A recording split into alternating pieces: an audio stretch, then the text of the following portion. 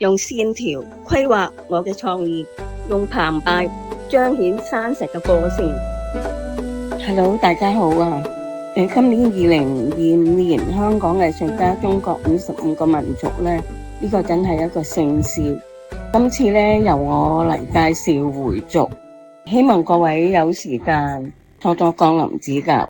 回族以簡單淳樸為起居，他們主要以牛羊肉為主食。民族服有其特色，男的佩戴小白帽，稱為大斯達勒；女的稱為蓋頭。女士在不同年紀會佩戴不同顏色的頭巾，通常繡有精美的花草圖案。沈蝶兒從經典水墨出發，走過傳統與創新，用硬邊直線書發個人神采，悟出個人的澎湃山石風格。從事慈善工作超過20年，他領着水墨之味，滲進多個社福階層，讓華麗普及得更廣更深。